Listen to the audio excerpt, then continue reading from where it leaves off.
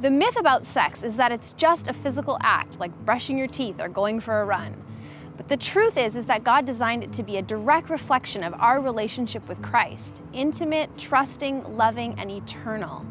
The world says, just do what feels right, go with the flow. And often the church says, don't do it at all, wait, stop. But why? Why should we wait until marriage? Today's episode is going to talk about all of these issues and equip you to make some wise decisions in this area of your life.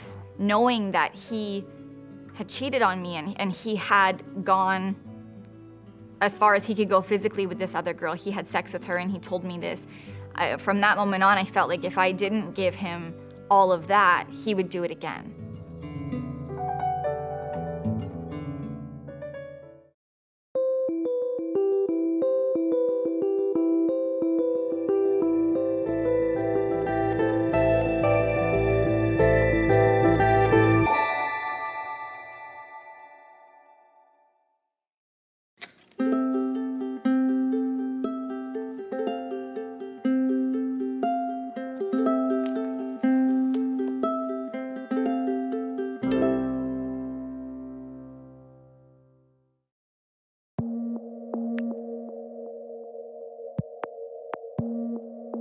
Today we're going to hear from Tasha and some of the challenges she's walked through in this area of her life. Finally felt like I belonged, that I mattered to somebody, that I was their entire world and that was good and healthy. And when he cheated on me and I realized what had happened, everything inside of me screamed, okay, this is wrong, you need to let this go now. I think, God did convict me in that moment to end the relationship, that he would have better things for me if I just let it go. But I was afraid to let it go. I was afraid to give that control back to God. And so he came crying, and I believed that he was sorry, and I forgave him, and I continued to date him. But knowing that he had cheated on me and he had gone as far as he could go physically with this other girl, he had sex with her, and he told me this. From that moment on, I felt like if I didn't give him all of that, he would do it again.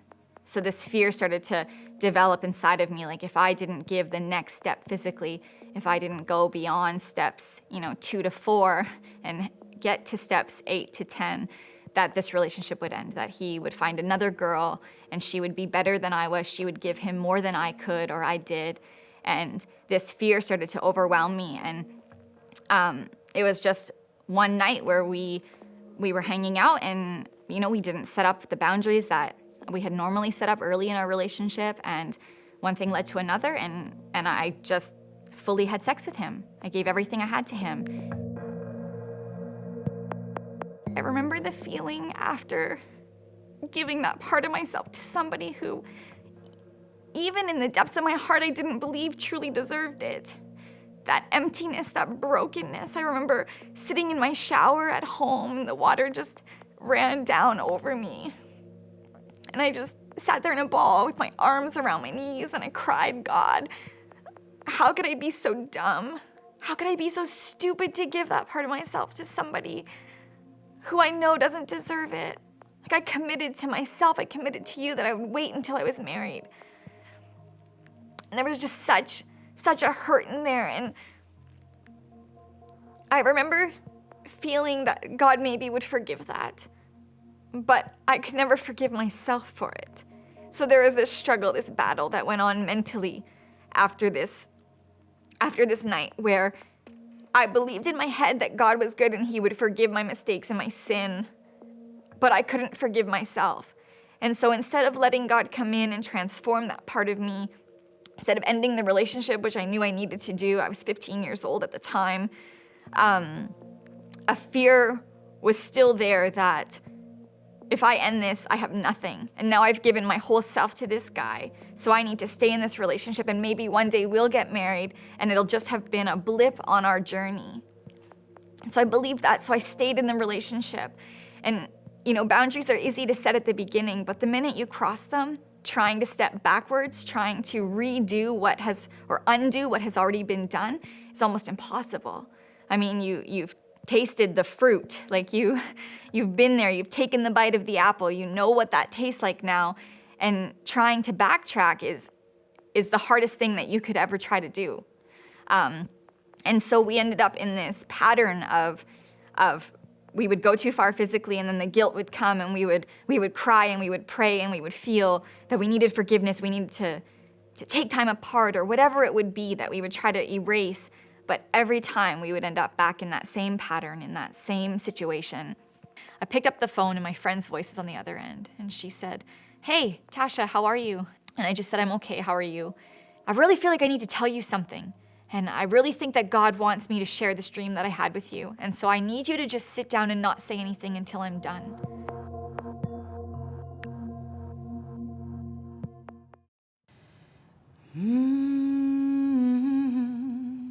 To be whole.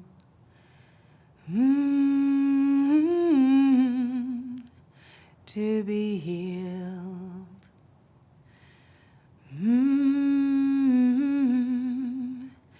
To know how to feel what I feel. Intimacy. Into me, see. Trauma. Complex and compounded from the time I was 2 until now.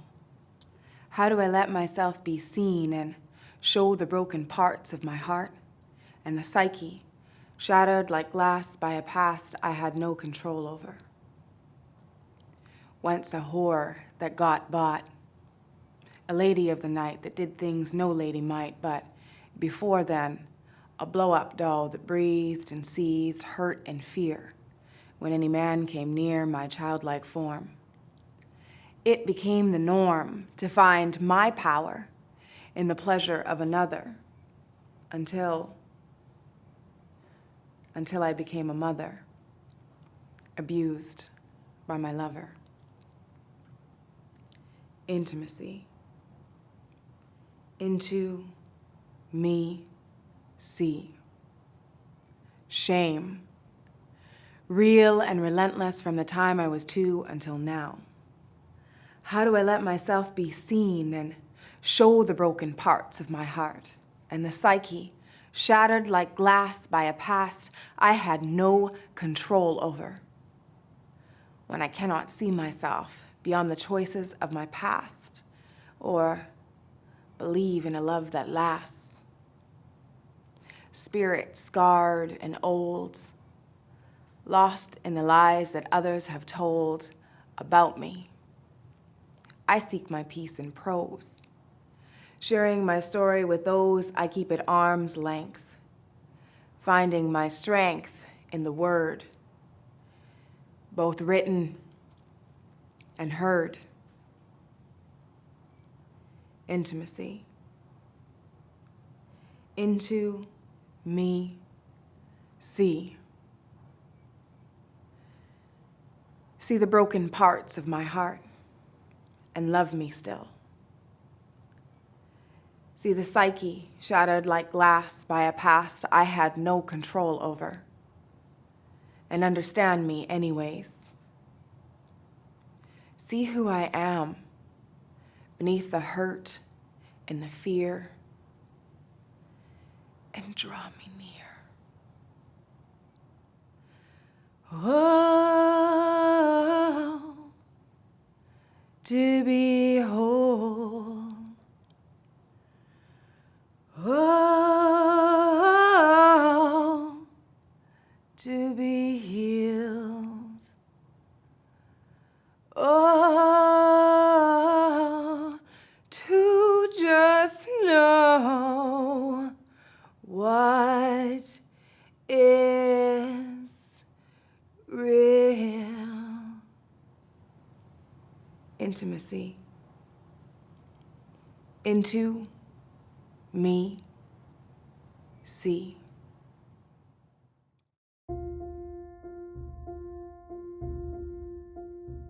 It was in this season that I was living at his house that I discovered I was pregnant. I was 15 years old, and I didn't have my period, and I thought for a brief moment in time, like maybe it's just the stress of everything I'm going through that my periods are off. And the next day, his family had a conversation with me and asked me to leave the house. And I felt at that time that that was probably the best decision But here I was, 15, now I'm having to go back home to my mom's, thinking I'm pregnant, not really knowing what to do about the whole situation. And one of my friends in high school, I had walked to school with her every day from middle school to high school. She was the first person I met when I moved to the city of Hamilton, where I grew up. And she started walking with me again to school that week because I moved back in with my mom. And I told her I thought I was pregnant. She was the first person I confided in. She wasn't a Christian, she was just a friend, someone that I felt safe telling. And she said, we need to go buy you a test. We need to go buy a pregnancy test. You have to know. I'm gonna be here for you. And I remember feeling so supported by her. So we got the test, and sure enough, it was positive. I was pregnant. And I went home that night and I cried in my bed and I said, God, I don't know what to do. I don't know what to do, but I feel so alone. And so I called my boyfriend back and I said, I've taken a test and it's confirmed that I am pregnant.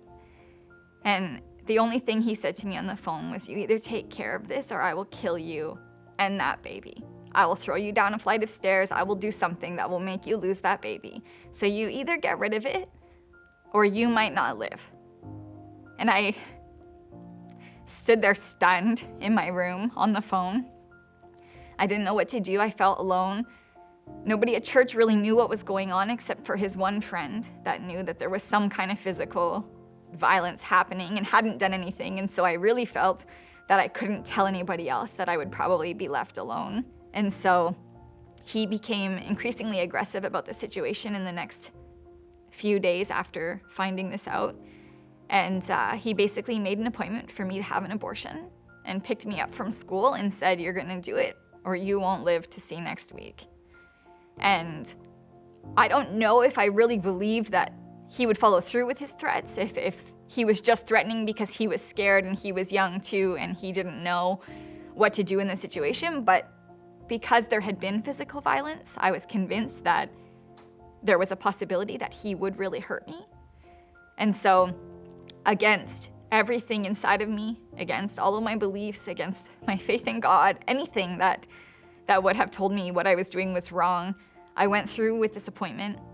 I showed up to the abortion clinic, 15 years old, scared out of my mind, no support, no friends, no family, except for the one friend that I walked to school with who knew that I was pregnant. And so I sat in that clinic and I cried. I went through with it. I woke up. I was pregnant 1 minute and I was not pregnant the next.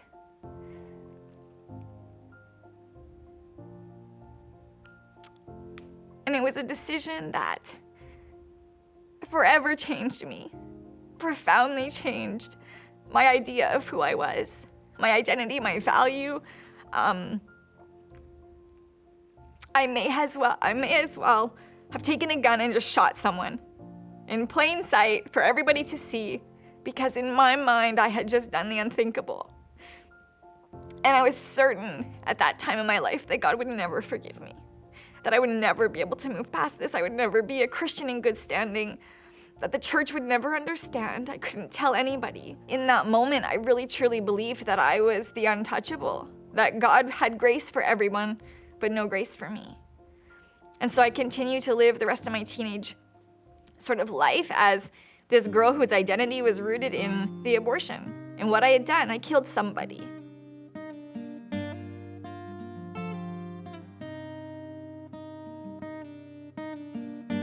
Just close your eyes, darling. It'll be alright. Just hold out your hands, darling, and ask for peace tonight. You don't have to hurt, darling. You'll be alright. Just open your heart, darling, and ask for rest tonight. Oh, he will love you, 'cause he is love. Oh, he will love you, 'cause he is love.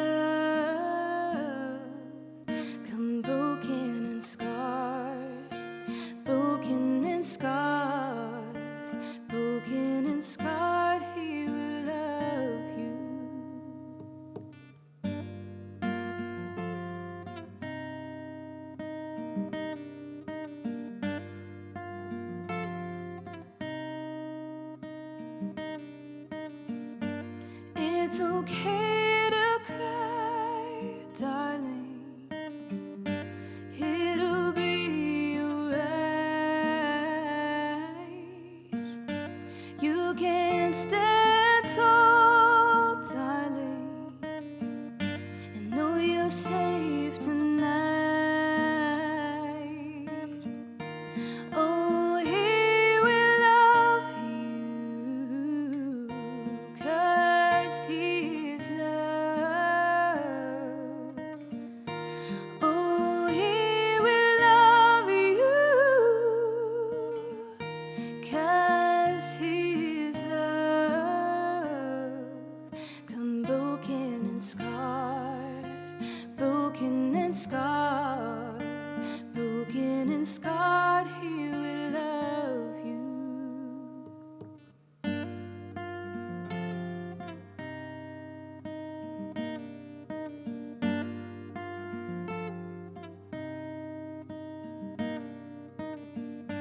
Love is patient, love is kind, and love won't leave you behind. Love is patient, love is kind, and love won't leave you behind. The world says that sex is just a physical act between two people, but really it's so much more than that. It's a representation of the level of intimacy in our relationship in all areas: physical, emotional, mental, and spiritual. And all of those different areas should be growing together at the same rate in order for the relationship to remain a safe place. Now, when we start a relationship, we're going to keep the level of physical closeness in proportion to emotional closeness. So if you're not really ready to bare your emotional soul before somebody, are you really ready to bare your naked body? The difference between a dating relationship and a marriage relationship is symbolized here with these two different containers.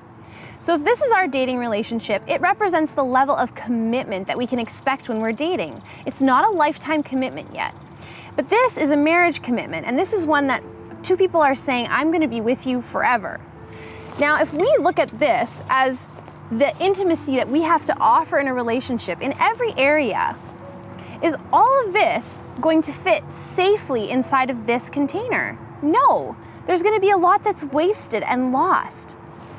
But if we consider a marriage relationship and the level of commitment that comes with that, all of that intimacy is going to be safely contained within that relationship. So there's wisdom in choosing to wait to pursue intimacy, not just physically, but also emotionally, spiritually, and mentally. So maybe that means that there's certain conversations that you don't have until you're married, and there's certain physical actions that you don't pursue until that safe commitment is there. One of the girls that I had gone to church with, who sort of slowly started to really get into my life at this time. She started to befriend me and could see that I was struggling after this relationship had ended. She didn't know any of the details. She knew the relationship was unhealthy and she knew some of the abuse, but she didn't know anything about the abortion or where I was currently because, like I said, I had tried so hard to work my way out that I tried to pretend everything was okay and I was over that relationship and I was willing to move on, but I don't think she knew that the darkness was so great inside of me that I really truly felt that life wasn't worth it anymore. And I was sitting in my room composing this letter to my mom, and my phone rang. And back then we still had landlines. Nobody had cell phones. It's like aging myself now, but I remember the landline rang and my mom picked it up from the other room, from the living room. And I'm writing this letter to my mom, and I had decided I was just gonna take 2 bottles of medication that were lying around. One of them belonged to my mom, a prescription med, and the other one was just a bottle of Advil we had. And I was just gonna take all of them at once and go to sleep. And my mom would just find me in the morning and it would all be over. And so I'm writing this letter and I hear my mom's voice from the other room, and she yells, "Tasha, you have a phone call, pick up the phone." And so I don't know what led me to pick up the phone. Maybe I was thinking I should just tell my mom I'm not free right now. Can you take a message? But I picked up the phone and my friend's voice was on the other end. And she said, "Hey, Tasha, how are you?" And I was not ready for a bright, happy conversation. And I just said, "I'm okay. How are you?" And she said, I'm okay, I think. I really feel like I need to tell you something. And I really think that God wants me to share this dream that I had with you. And so I need you to just sit down and not say anything until I'm done. And I was thinking, okay, sure. And so I indulged her. I let her start her story and share this dream with me. And she began and she said, Tasha, I don't know what's going on right now in your life, but I had this dream last night that you were standing on the side of a bridge. And everything around was dark and it was hopeless. And I felt so desperate to just reach out and grab you from this ledge. She said those words, my heart kind of stopped, because what she didn't realize was I had been having a reoccurring dream that I was standing on the edge of a bridge and I was about to jump. And every time I would jump, I would wake up. It was just, that would be the end of the dream. I would wake up in a cold sweat at night. The darkness was still there. I would try to go back to sleep to forget about everything. And so she said those words and I was thinking, how does she know this? Like, how could she know that I had had this dream? And she said, I wanted to reach out for you, Tasha, and I wanted to pull you back from that ledge so badly.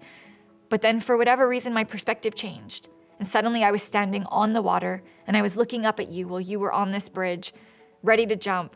And she's like, and all I could see beneath your feet were these two very large hands.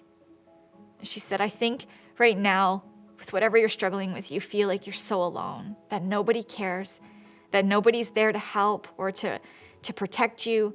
But God wants you to know that his hands are big enough and that you need to just fall into them and not into the water. You're not created to drown. God has plans for you and you need to just trust. And I remember just bawling my eyes out.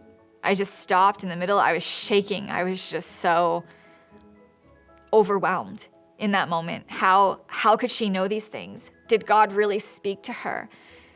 And I'm holding the phone. I'm shaking. I can't catch my breath. I can't tell her anything. I'm just in awe in that moment, wondering, really, God? Like, is that really you? Are you reaching out to me?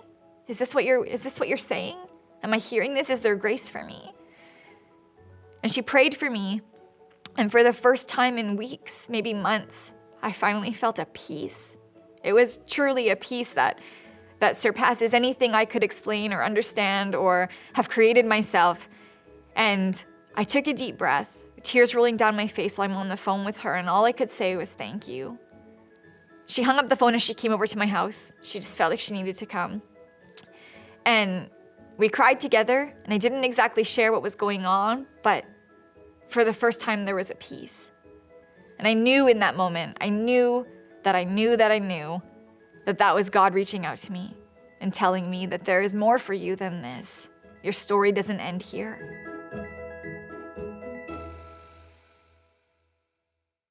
If you have crossed that line and you have, done things that you maybe regret, it's never too late to start doing, treating yourself valuable. And a lot of times I think women do cave because they're worried that the guy will be unimpressed or, won't pay her any attention anymore. And she gives parts of herself away that she wouldn't have normally, just in desperation to obtain a man's affection and keep it.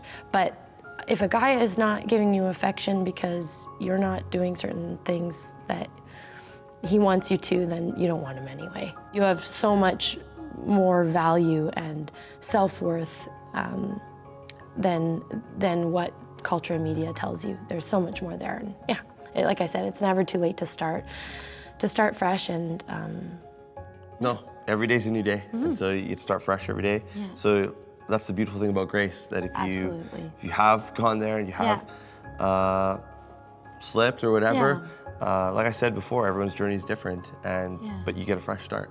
Yeah, and I would say shame's a huge one too. You can't hang on to regret and shame, and you have to receive, you have to be good to yourself. You have to be nice to yourself and not beat yourself up. And not live in shame. So how does our perspective change on this topic when we remember that we're daughters of God? Well, instead of being willing to settle for less than God's best, we have a higher standard for ourselves in this area. God says that He wants us to experience sex and enjoy it within the safety of marriage. So we don't give in to the pressure of the world, we line up our perspective with His. And if we have messed up before, we remember that there's grace. Jesus met the woman at the well, and she had been in many unhealthy relationships. And He didn't condemn her, but He did say to her, "Go and sin no more." Just because you've messed up once, it doesn't mean that you have to keep living that way. There is more, there's grace, and there's fullness of life and freedom. So if all of this is true about the safety of intimacy within the commitment of marriage, then what does it look like in dating relationships? I think we need to start asking different questions. Instead of asking, how far is too far? Maybe we need to start asking, how can I honor God and the person that I'm with in this relationship? Because really, if our goal is to please and honor God, then we're not going to be thinking about how far we can get and what we can get away with. Instead, we're going to be thinking about how we can grow closer, not only to God, but to the person that we're with in a way that honors Him. And it's not enough for just you to feel this way. The person that you're dating needs to have the same priorities as you do. Otherwise, your relationship is constantly going to be in tension in this area. So if the guy that you're with is pressuring you or doesn't agree that it's important to wait, then my advice to you would be to get out of the relationship and wait until you find somebody who's on the same page. We want to leave you with 3 things today. First is a question for God. How do you want to change my perspective about sex? The second is a step to take. Think about the relationship that you're in right now. Are all of those different areas, physical, mental, emotional, and spiritual, in proportion to one another? And if they're not, how can you make adjustments so that they are? And if you're not in a relationship, maybe just take some time and pray over that future relationship and your perspective about sex. And the last is a resource, a book called Holding Hands, Holding Hearts by Sharon and Richard Phillips.